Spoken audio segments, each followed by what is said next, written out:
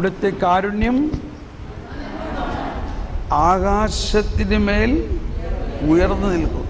അതാണ്, അത്രയ്ക്ക് അനന്തമാണ് ദൈവത്തിൻ്റെ കരുണ. നമുക്കിരിക്കാം. അല്പം കൂടി ജ്ഞാനത്തെക്കുറിച്ച് പഠിക്കണം എന്നാണ് തോന്നുന്നത്. അത് ജ്ഞാനത്തിൻ്റെ പുസ്തകത്തിൽ തന്നെ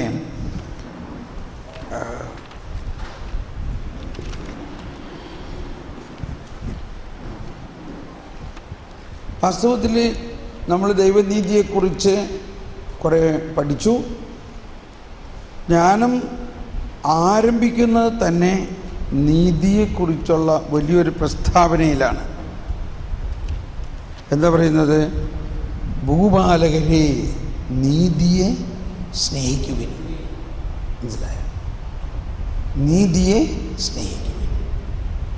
ഇവിടെ എല്ലാം മനസ്സിലാക്കേണ്ടത്, ഈ നീതി എന്ന് പറയുന്നത് നമ്മൾ സാധാരണ നീതിന്യായ കോടതിയിലുള്ള നീതിയല്ല.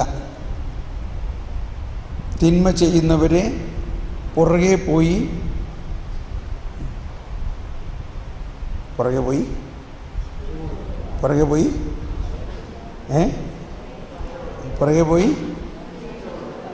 ജീവൻ കൊടുത്ത് രക്ഷിക്കുന്ന നീതിയാണ് ദൈവനീതി. കണ്ടോ? അപ്പം നീതിയെ സ്നേഹിക്കുവിൻ, കളങ്കമെന്നിയ കർത്താവിനെക്കുറിച്ച് ധ്യാനിക്കുവിൻ, നിഷ്കളങ്കതയോടെ അവിടുത്തെ അന്വേഷിക്കുവിൻ. അവിടുത്തെ പരീക്ഷിക്കാത്തവർ അവിടുത്തെ കണ്ടെത്തുന്നു, അവിടുത്തെ വിശ്വസിക്കാത്തവർക്ക് അവിടുന്ന് തന്നെ തന്നെ വെളിപ്പെടുത്തി. ഇങ്ങനെ ഇനി പോകുമ്പോൾ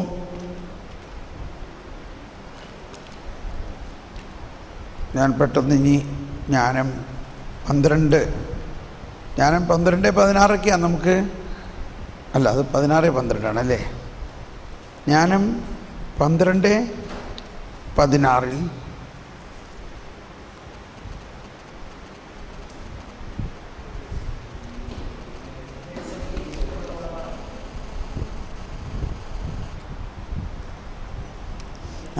അങ്ങയുടെ ശക്തി നീതിയുടെ ഉറവിടമാണ്.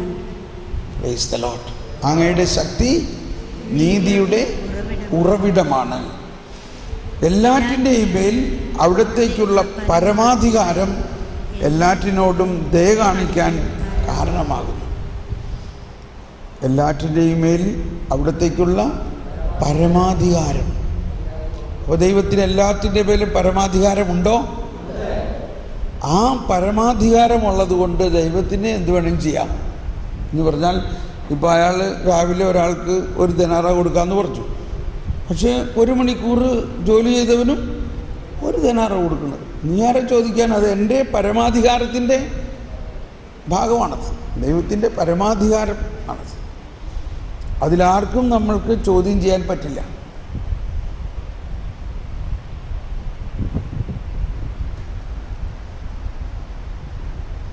അങ്ങയുടെ അധികാരത്തിൻ്റെ പൂർണ്ണതയെ സംശയിക്കുന്നവർക്ക് അങ്ങയുടെ ശക്തി അനുഭവപ്പെടുത്തി കൊടുക്കുന്നു. അറിഞ്ഞിട്ടും ഗർവ് കാണിക്കുന്നവരെ ശാസിക്കുന്നു. ഓക്കെ, അത് പോട്ടെ. ഇനി വേറൊന്ന് 15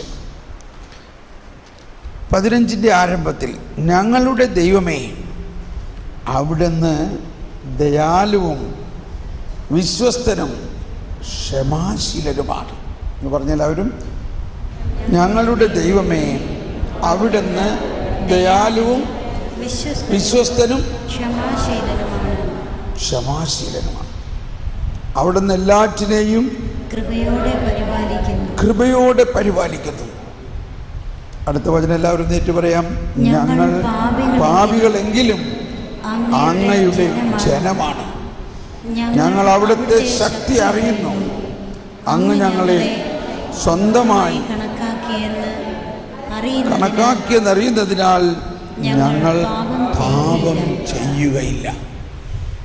അപ്പോൾ നമുക്കൊരു ബുദ്ധിമുട്ടുണ്ടായിരുന്നു. ഇത്രയും ദൈവം സ്നേഹമാണെന്ന് പറഞ്ഞ് ദൈവം പാപികളെ ശിക്ഷിക്കില്ല എന്നൊക്കെ പറഞ്ഞാൽ പിന്നെ ആൾക്കാർ കൂടുതൽ പാപം ചെയ്യുന്നതായിരുന്നില്ലേ? പക്ഷേ നമ്മൾ അവിടുത്തെ ജനമാണെന്ന് മാത്രമല്ല, ഇപ്പോഴത്തെ അവസ്ഥയിൽ നമ്മൾ അവിടുത്തെ മക്കളാണെന്ന് അറിയുകയും അങ്ങ് ഞങ്ങളെ സ്വന്തമായി കണക്കാക്കിയെന്ന് അറിയുന്നതിനാൽ ഞങ്ങൾ പാപം ചെയ്യുകയില്ല. യോഹന്നാൻ്റെ ലേഖനത്തിൽ പറയുന്നത് ഞങ്ങൾക്ക് പാപം ചെയ്യാൻ പറ്റില്ല. അങ്ങനത്തെ ഒരവസ്ഥയാണ് ഈശോ നമ്മൾക്ക് കൊണ്ടുവരുന്നത്. പാപം ചെയ്യാൻ പറ്റാത്ത ഒരവസ്ഥ. ആ വ്യക്തിയിൽ ദൈവത്തിൻ്റെ സാന്ദ്രമായ കരുണയും സ്നേഹവും കൃപയും വെള്ളച്ചാട്ടം പോലെ നിറഞ്ഞു കഴിഞ്ഞ് അവനെ നീതീകരിച്ചു കഴിഞ്ഞു. 4 കാര്യങ്ങളാണ്: വിശുദ്ധീകരിക്കുന്നു, ശക്തീകരിക്കുന്നു, നീതീകരിക്കുന്നു, മഹത്വീകരിക്കുന്നു. ഇങ്ങനെ 4 കാര്യങ്ങളാണ് നടക്കുന്നത്. നമ്മളിൽ വിശുദ്ധീകരണം നടക്കുന്നു, ശക്തീകരണം നടക്കുന്നു, അപ്പോൾ പിന്നെ പാപം ചെയ്യാൻ പറ്റില്ല. നീതീകരണം നടക്കുന്നു, അതിനേക്കാൾ ഉപരിയായി മഹത്വീകരണം നടക്കുന്നു. അത് മരണാനന്തര ശേഷമുള്ളതാണെങ്കിലും അതിൻ്റെ ഒരു ആരംഭം ഇവിടെ വെച്ച് തന്നെ നമ്മൾക്ക് ലഭിക്കുന്നു. ഇനി വേറൊരു ഭാഗമാണ്. ഇതൊരു 14-ാം അധ്യായം നിങ്ങളൊന്ന് വായിക്കും. 14-ാം അധ്യായം 1 മുതൽ ഒരു 5 വരെയുള്ള വചനം വായിക്കും. എല്ലാവരും ഒന്ന് വായിച്ചേ. കോളുകൊണ്ട സമുദ്രത്തിൽ യാത്രയ്ക്കൊരുങ്ങുന്നവൻ താനിരിക്കുന്ന കപ്പലിനേക്കാൾ അതിദുർബലമായ തടിക്കഷത്തോട് പ്രാർത്ഥിക്കുന്നു. ആ യാനപാത്രത്തിന് രൂപം നൽകിയത് ലാഭേച്ഛയാണ്. ജ്ഞാനമാണ് അതിൻ്റെ ശില്പി. പിതാവേ, അങ്ങയുടെ പരിപാലനയാണ് അതിനെ നയിക്കുന്നത്. അവിടുന്ന് കടലിൽ അതിന് ഒരു പാത നൽകി, തിരകൾക്കിടയിലൂടെ ഒരു സുരക്ഷിത മാർഗം. അങ്ങനെ അവിദഗ്ധനും കടൽ യാത്ര ചെയ്യാമെന്ന് വരുമാറ് ഏതാപത്തിലും നിന്ന് രക്ഷിക്കാൻ അങ്ങയ്ക്ക് കഴിയുമെന്ന് കാണിച്ചു. അങ്ങയുടെ ജ്ഞാനത്തിൻ്റെ പ്രവൃത്തികൾ നിഷ്ഫലമാകരുതെന്ന് അങ്ങയുടെ ഹിതമാണ്. മനുഷ്യർ തീരെ ചെറിയ തടിക്കഷ്ണത്തിൽ പോലും ജീവിതരക്ഷ ഉറപ്പിച്ച് തിരകളിലൂടെ ചെങ്ങാടത്തിൽ സുരക്ഷിതനായി കരയ്ക്കടുക്കുന്നു. Praise the lord. എന്ത് മനസ്സിലായി? എന്താണ് ഈ തടിക്കഷ്ണം?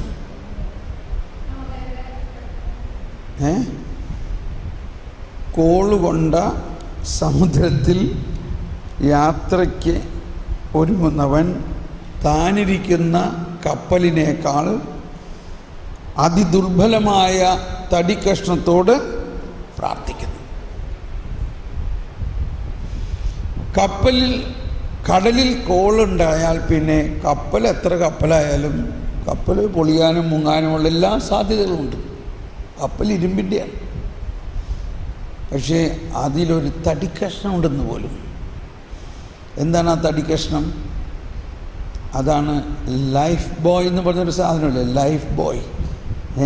ഇങ്ങനെ വട്ടത്തിൽ ചുമപ്പും വെളുപ്പും പെയിൻ്റ് അടിച്ചിട്ട് പിടിയിട്ടിട്ടുള്ള, അതായത് കപ്പൽ മുങ്ങുന്നറിഞ്ഞാൽ ഉടനെ, ഇനി മുങ്ങിയാൽ തന്നെ ഈ ലൈഫ് ബോയ് എല്ലാം പൊങ്ങും.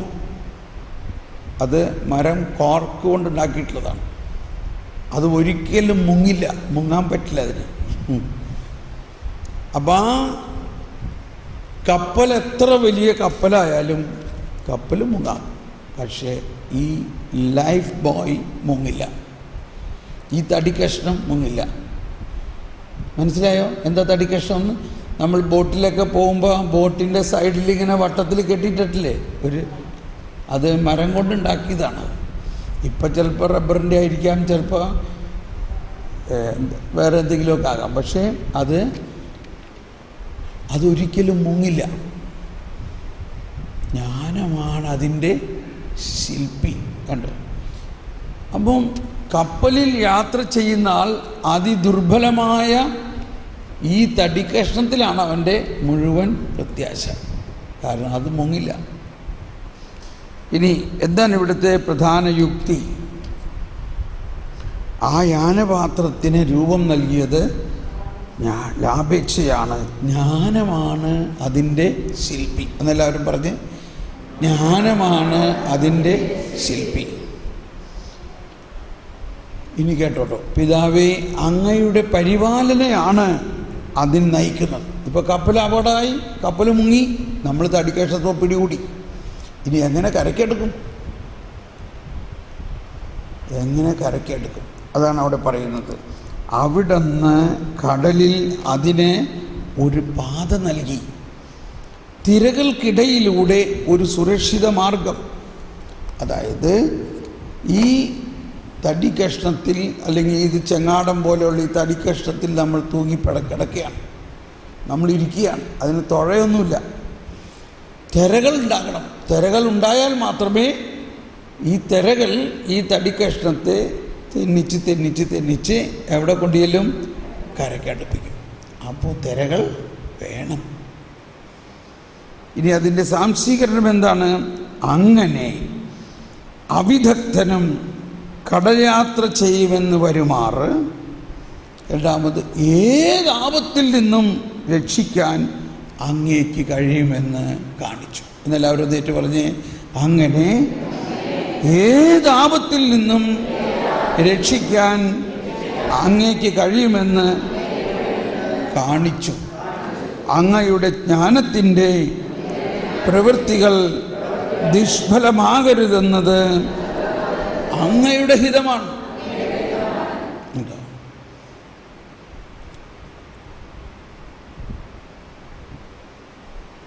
ഇതിൽ നിന്ന് വല്ലതുമൊക്കെ മനസ്സിലാകുന്നുണ്ടോ? അപ്പോൾ നമ്മൾ എന്ത് വലിയ അപകടത്തിൽ പെട്ടാലും അതെല്ലാം ദൈവം മുൻകൂട്ടി കാണുന്നുണ്ട്. അവിടെ നമുക്ക് രക്ഷപ്പെടാൻ ഒരു തടി കഷ്ണം അവിടെ ഉണ്ടാവും. നമ്മളതുകൊണ്ട് എല്ലാം നശിച്ചു എന്നോ അങ്ങ് എല്ലാം വിട്ടുപോയി എന്നോ വിചാരിക്കരുത്.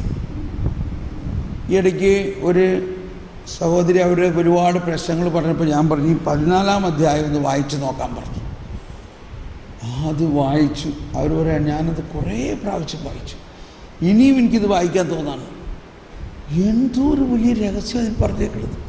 ഇതിന് ഇങ്ങനൊരു അർത്ഥമുണ്ടെന്ന് ഞാൻ ഒരിക്കലും ചിന്തിച്ചിട്ടില്ല. ഈ തടിക്കഷ്ണം ഇത്ര വലിയ കപ്പലിനേക്കാൾ ശക്തമാണെന്നും നമ്മുടെ ജീവൻ രക്ഷിക്കാൻ അതിന് സാധിക്കുമെന്നും നമ്മൾ ഭയപ്പെടേണ്ട ആവശ്യമില്ല. കർത്താവ് കൃത്യമായിട്ട് നമ്മളെ കരയ്ക്ക് എത്തിക്കും.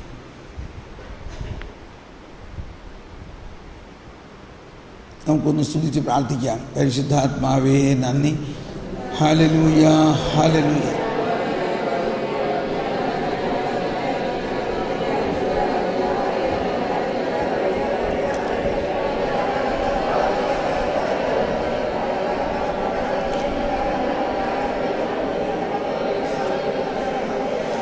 ജ്ഞാനമാണതിൻ്റെ ശില്പി.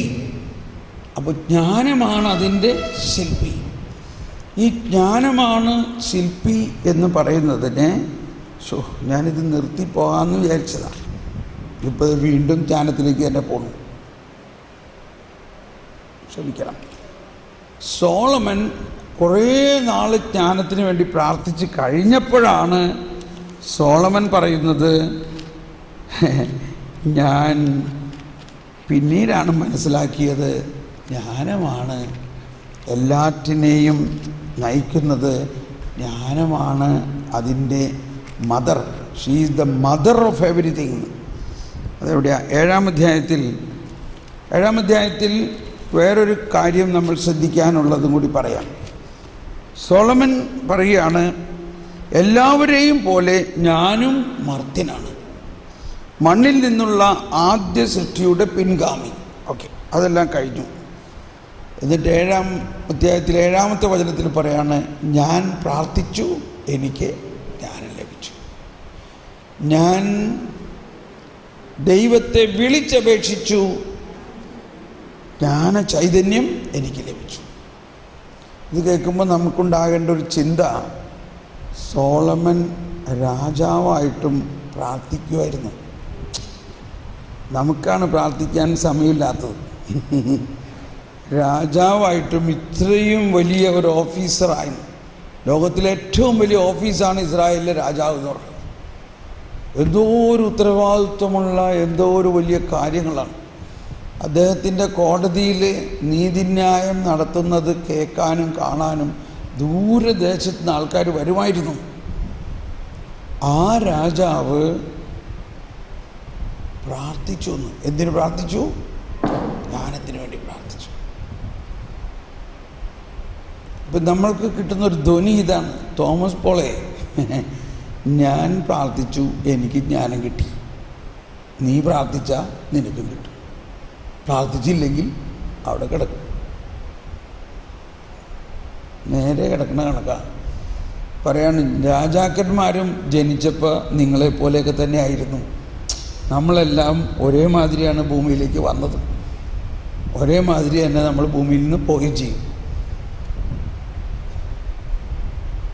എനിക്ക് ചിലപ്പോൾ തോന്നുന്നു നമ്മൾ എന്തൊരു റോങ് ഡയറക്ഷനിലാണ് പോയിക്കൊണ്ടിരിക്കണേന്ന്. അതായത് ഈ ദൈവത്തിൻ്റെ ജ്ഞാനം ഇത്രയും വിശാലമായി ദൈവം നമുക്ക് തന്നിട്ടും നമ്മൾ ആ ഭാഗത്തേക്ക് അധികം ഇപ്പോഴും ശ്രദ്ധിക്കാതെ നമ്മുടേതായ മാനുഷികമായ ജ്ഞാനത്തിലും സൃഷ്ടിയെക്കുറിച്ചുള്ള ജ്ഞാനത്തിലും ലൗകികമായ ജ്ഞാനത്തെയും കുറിച്ചുള്ള ഒരു പരക്കം പാച്ചിലാണ്.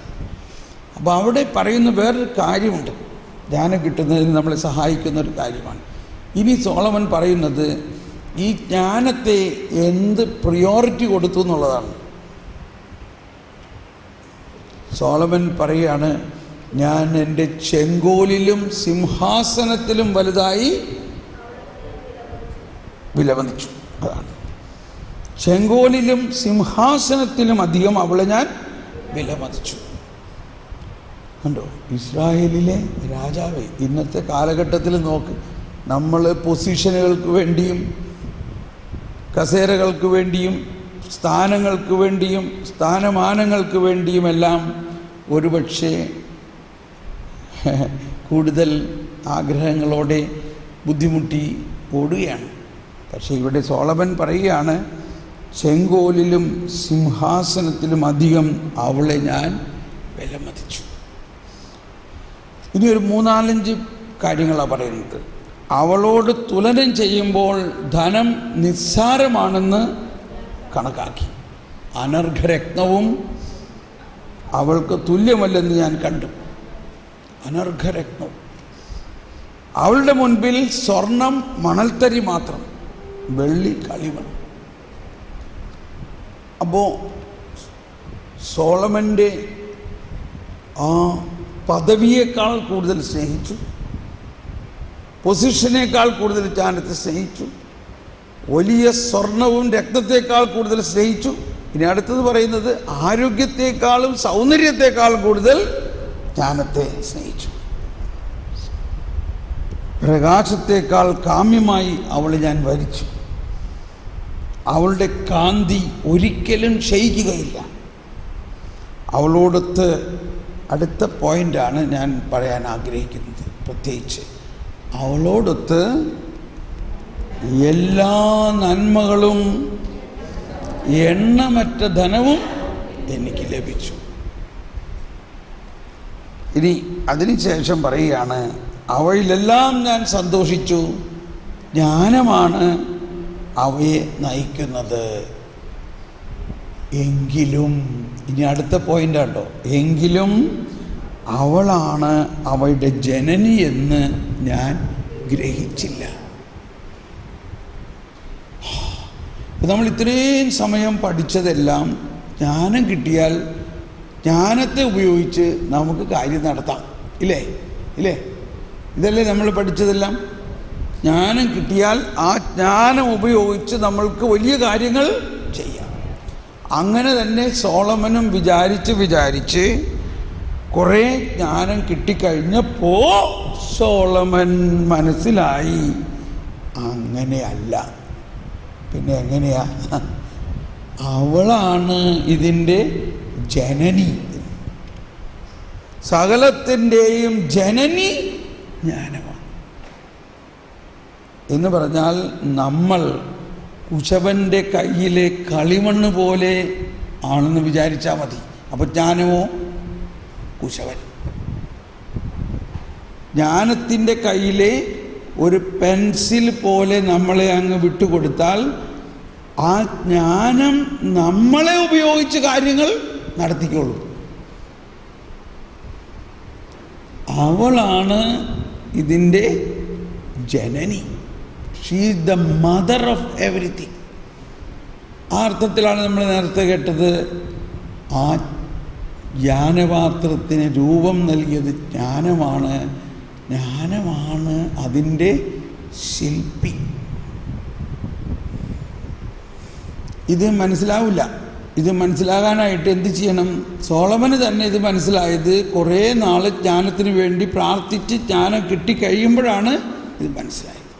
പക്ഷെ നമ്മളെ സംബന്ധിച്ചിടത്തോളം കർത്താവ് ഈശോ മിശിഹായാവുന്ന ജ്ഞാനം നമ്മളിൽ വന്ന് നിറഞ്ഞിരിക്കുന്നത് കൊണ്ടും പരിശുദ്ധാത്മാവിൻ്റെ ഈ ജ്ഞാനം നമ്മൾക്ക് ലഭിച്ചിരിക്കുന്നത് കൊണ്ടും നമുക്ക് എപ്പോൾ വേണമെങ്കിലും ഇത് മനസ്സിലാക്കാം.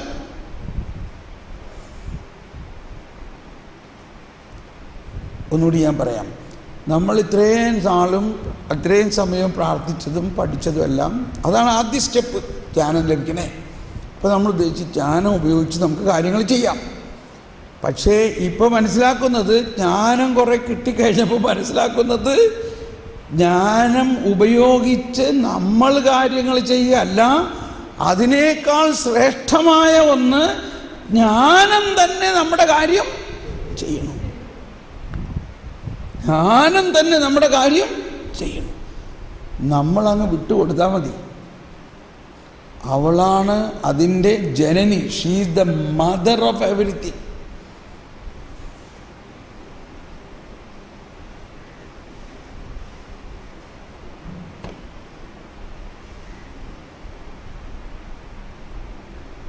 ഒന്ന് സ്തുതിച്ച് പ്രാർത്ഥിച്ച് ആ ചാൻസിലേക്ക് നമ്മൾ അങ്ങോട്ട് നീങ്ങി. ഓ ജ്ഞാനമേ, ഞങ്ങൾ സമ്മതിച്ചിരിക്കുന്നു, നീയാണ് സകലത്തിൻ്റെയും ജനനി. ഇതാ എന്നെയും എനിക്കുള്ളതെല്ലാം അങ്ങേക്ക് വിട്ടുതരുന്നു. അങ്ങ് തന്നെ അങ്ങയുടെ ജ്ഞാനത്തിലൂടെ ഞങ്ങളുടെ ജീവിതത്തെ നയിക്കണമേ. ആ കടലിൽ ആ മരക്കഷ്ണത്തെ കാറ്റും തിരമാലകളും നയിച്ച് കരയ്ക്കടുപ്പിക്കുന്ന പോലെ നമ്മുടെ ജീവിതത്തെ ദൈവത്തിൻ്റെ ജ്ഞാനം കരയ്ക്കടുപ്പിക്കും. എല്ലാറ്റിലും ഉപരിയായി ഞാൻ ജ്ഞാനത്തെ സ്നേഹിക്കുന്നു. Praise the Lord.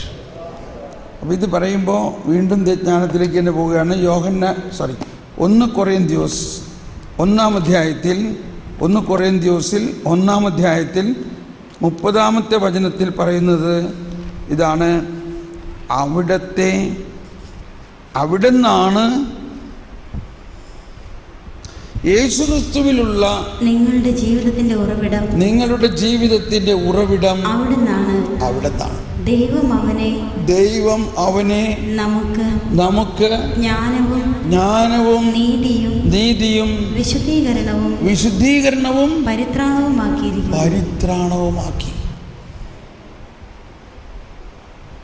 ദൈവം അവനെ നമുക്ക് വിശുദ്ധീകരണവും, ഒന്ന് പറഞ്ഞെല്ലാവരും, ദൈവം അവനെ നമുക്ക് ജ്ഞാനവും നീതിയും വിശുദ്ധീകരണവും പരിത്രാണവുമാക്കിയിരിക്കുന്നു. Praise the Lord.